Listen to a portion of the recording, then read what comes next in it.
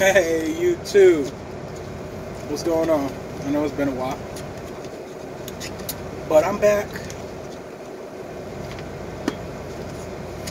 I am in Tennessee by West Memphis. Yeah, I've been very busy, very, very busy. Just trying to do this trucking thing, make some money. Wow, H3 is messed up. And, just do my thing out here. I just, wanted to let you guys know a little bit what's been going on my journey, where I'm at. Give you a little bit of my perspective on Hogan and their Dollar General account, where I went from there, and where I'm actually at now. So, where I'm going to start right now is Hogan's Dollar General account. Now, Hogan itself seems like a really good company.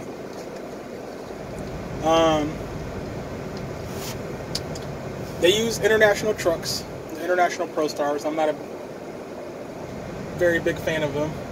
Not a lot of room on the inside, If you ask me, there's not a lot of room on the inside. I don't know if it's just the one that they gave me, but it had a lot of problems with it.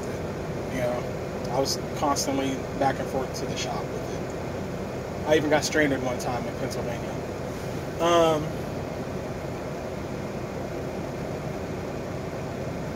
Their trucks are governed at 63, which, that also cuts down on the pulling power of that truck, if they're governed. So, you should be able to pull 30,000 pounds uphill, and you can't. You're pulling uphill about 35 miles an hour, 30,000 pounds, which, wow. But, yeah, so as far as Hogan themselves, they're a pretty good company. Now, Dollar General, on the other hand, they didn't like to take care of their equipment, mainly their trailers. They didn't like to take care of their trailers. I'm going to be flat out honest about that. Their trailers, at least at the Zanesville, D.C., were garbage. So, it's crazy because they had a shop right on site, a trailer shop on site, and a lot of the guys in there would get attitudes with you, especially if you went on an off shift.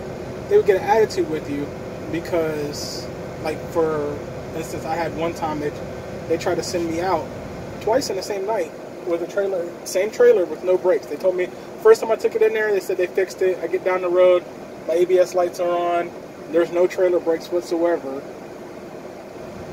Then they want to argue with me about it. Plus, the trailer had a flat tire.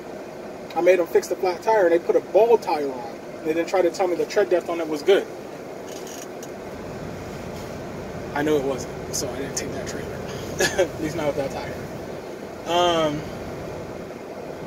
It was always something with their trailers, always.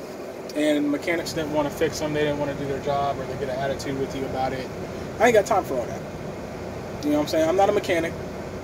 I shouldn't have to tell you how to do your job. I mean, I am mechanically inclined, but I'm not a mechanic. I shouldn't have to tell you how to do your job. I shouldn't have to argue with you about it.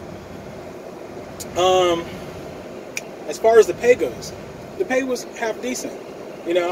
As a new driver, I was making $1,200 a week. Driving, unloading 6 days a week.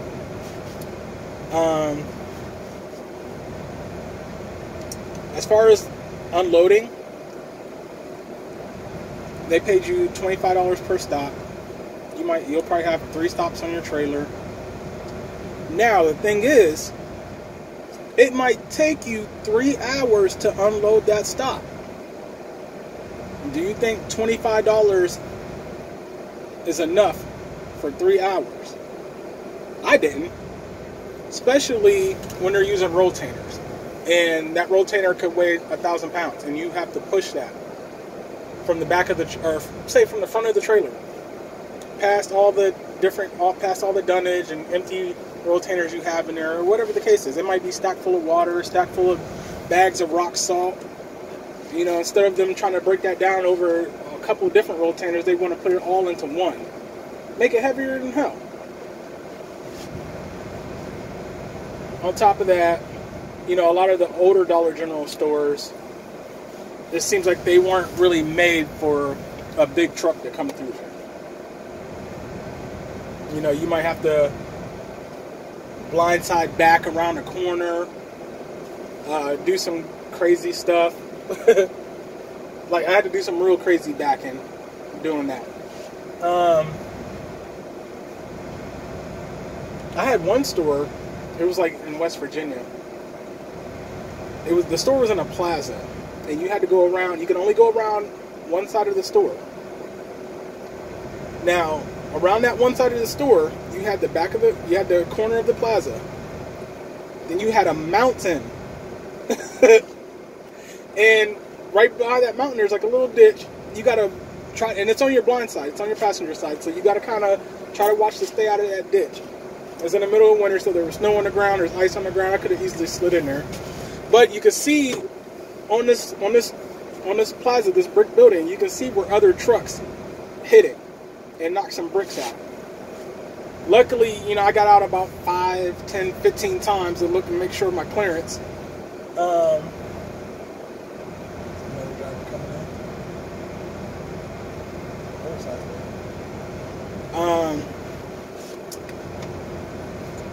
Yeah, so, I mean, it can get real crazy. It can get really crazy. With their backing and stuff over there. So, that's how you do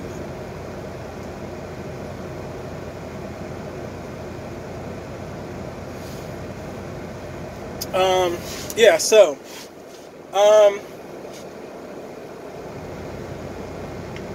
the job is very physical. You know, you're going to lose a lot of weight doing that job. Unless you're, you know, a team or whatever. Well, actually, they don't have teams. But, I mean, unless you're a trainer, you know, you're going to lose a lot of weight doing that job. Because, like I said, it's very physical. It's basically, whenever you start doing your stops, it's basically a 9-hour workout. Because you drive to a store. It's going to take you 3 hours to unload that store. Then you drive to the next one. Take you another 3 hours. And you drive to your last one. It's going to take you another 3 hours. And then you're supposed to, you drive as far as you can to either get back to the DC or to get to where you're stopping for the night, whatever the case is. So, but like I was saying, it wasn't really the Dollar General account wasn't really something that I wanted to do when I first got into trucking. I really wanted to do flatbed when I first got into trucking. The only reason I did go with the Hogan Dollar General account is because at the time I lived in Columbus, Ohio, which was only like 45 minutes from Zanesville. So a lot of the times when I would get back to the DC at night, if I didn't have another load waiting for me to pick up and I didn't have time, I could go home for the night instead of sleeping in a truck. Where, you know, you got a lot of people sleeping in a truck at the DC because they're not from that area, didn't live in that area, or whatever the case is. And I didn't have to worry about taking my truck home. I could park my regular, at the time I had a Jeep Cherokee. I could park it at the DC. When I park my truck, hop in my Jeep and take off. Go home. Or do whatever I was going to go do for the night.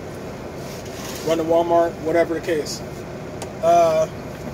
So yeah, that's why I had started with Hogan. I have since then left, and I went to go try flatbed, and I'll probably get into a little bit of that in the next video. That right there, ooh, wow. But yeah, if I can find, I still have a lot of my pay stubs from Hogan. I'll make a couple of videos posting those just to show that, you know, a new driver can bring home over $1,000 a week.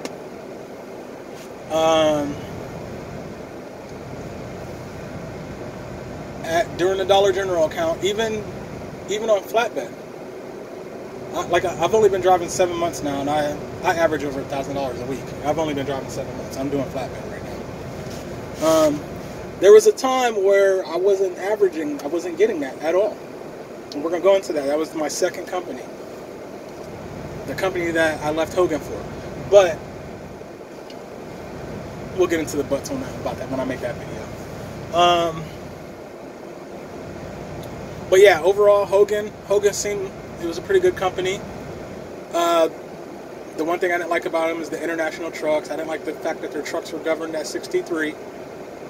And at the Zanesville, DC, there was another company working out of there, U.S. Express.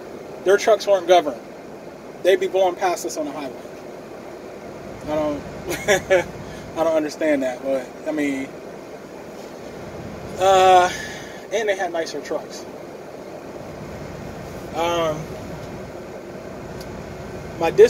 Let's see, I think they only had like 2 dispatchers there. Both of them were pretty cool. The account manager, he was pretty cool. The only problems I ever had with Hogan was like, there was a time where I had reported that there was something wrong with the truck, and they kept putting it off. Well, get it in the shop after you get done with this next order, and this and that and this and that. Well, the problem was, I'm doing that next order, and the truck broke down on me and left me stranded in a Walmart parking lot.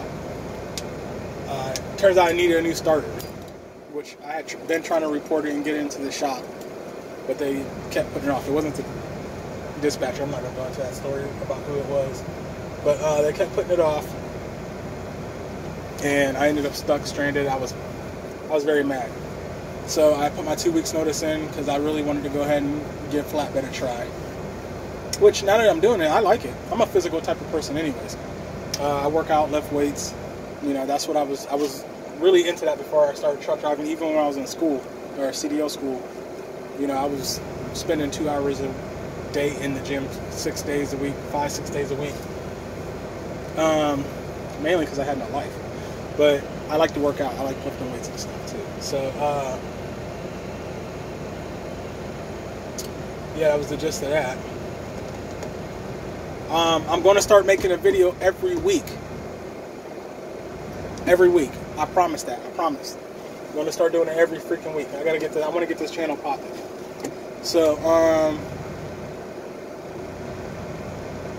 the next video is going to be about my second company that I went to. It was my first flatbed company. It was the second company I went to. I've only been with 3 companies. I plan on sticking with this one that I'm with now for at least a while. I tried lease purchase. That was something I wanted to try. I tried it. I think I tried it with the wrong company though.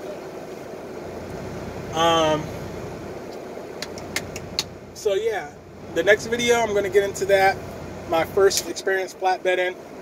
My first real experience OTR, because Hogan was regional. I don't think I went any further than Western New York. I didn't go any further south than Northern Maryland, I think. But yeah, my first flatbed experience. The next video would be my first flatbed experience. My take on doing that company's lease purchase. And my first time going OTR. And why I left that company. Well, one of the reasons I left that company. But yeah, I'll get at y'all. Holla.